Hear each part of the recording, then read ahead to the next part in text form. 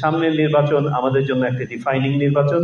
এখানে আমাদের সবাইকে সমভাবে দায়িত্ব পালন করতে হবে। নির্বাচন কমিশনের পক্ষ থেকে একটি কথা শুধু বলি, বর্তমান নির্বাচন কমিশন রংবিহীন, চেহারাবিহীন একটি প্রতিষ্ঠান। একটি সুষ্ঠু নির্বাচন অনুষ্ঠানের জন্য ইনশাআল্লাহ যা যা করা প্রয়োজন আমরা তাই করব। আমরা আমরা আমরা আমাদের সন্তানদের প্রতি ফোঁটা রক্তের ঋণ শোধ করবো ইনশাআল্লাহ।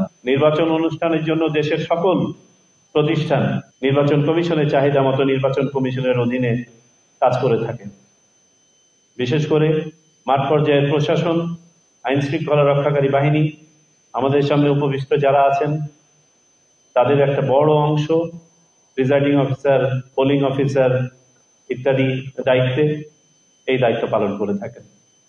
সবার একনিষ্ঠ এবং আন্তরিক ইচ্ছা এবং দায়িত্ববোধ ছাড়া নির্বাচন অনুষ্ঠান সুষ্ঠুভাবে সম্ভব নয়।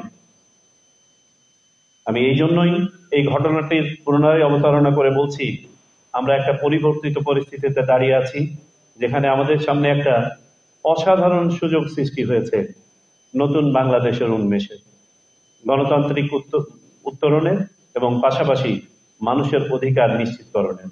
আমি আজকের কার্যক্রমের সাথে দু একটি কথা বলি। সুষ্ঠু নির্বাচনের পূর্ব শর্তই হচ্ছে একটি সুষ্ঠু, সুন্দর এবং বিতর্কবিহীন, কোনো ধরনের সন্দেহহীন একটি ভোটার তালিকা।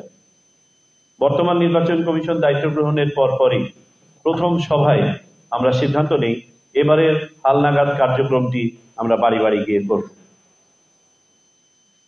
বাড়ি বাড়ি যাওয়াটা কিন্তু কোনো বাধ্যবাধকতা নয়।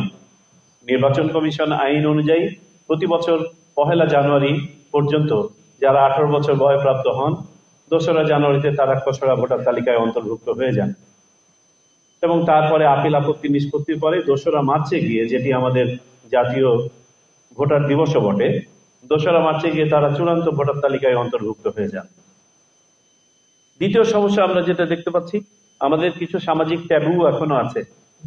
18-19 বছর বয়স হয়ে গেছে মেয়েটার, তার বিয়ে হয় নাই, সে চায় না যে তার বয়সটা এখনই প্রকাশিত হোক, বিয়ে হোক, তারপর সে নাম লেখাবে। আমাদের মনে হয় এটাও আমাদেরকে একটু সচেতনতার প্রয়োজন আছে। আমার মনে হয় বাংলাদেশ, আমরা সমাজ হিসাবে এই ধরনের সমস্যা থেকে অনেকখানি উতরে গেছি। বুঝিয়ে বললে শিক্ষিত মেয়েরা বিশেষ করে তারা তো অবশ্যই বাদ যাবে না, বাকি যারা আছে তাদেরকেও বুঝিয়ে বলতে হবে।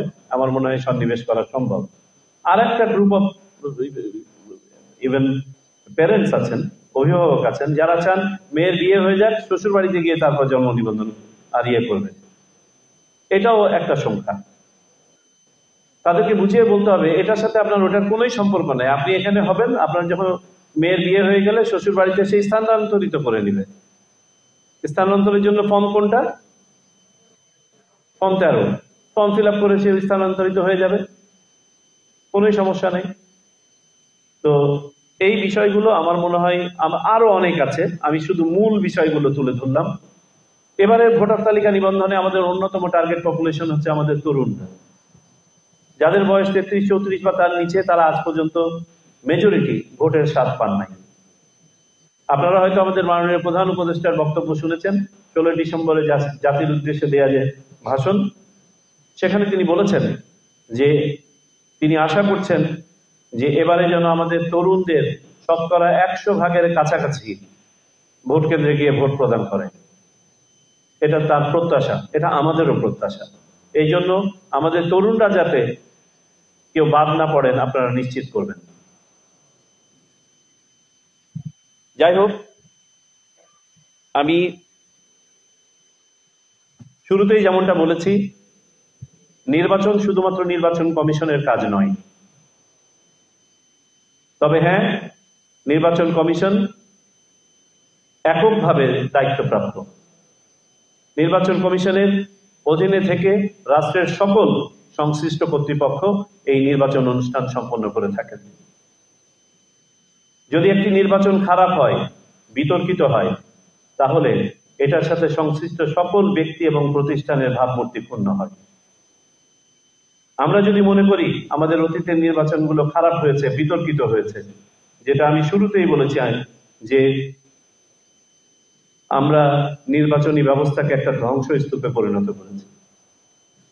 যদি এটা হয়ে থাকে, আমার এই কথা যদি সঠিক হয়ে থাকে, এবং আমার এই কথা যে সঠিক তা আমাদের সন্তানরা রক্ত দিয়ে বলে গেছে, তাহলে এটা এই নির্বাচনের সাথে সংশ্লিষ্ট সকলেরই ভাবমূর্তি ক্ষুণ্ণ হয়েছে, ভুলুণ্ঠিত হয়েছে। আগামী নির্বাচন আমাদের সংশ্লিষ্ট সকলের ভাবমূর্তি পুনরুদ্ধারের নির্বাচন।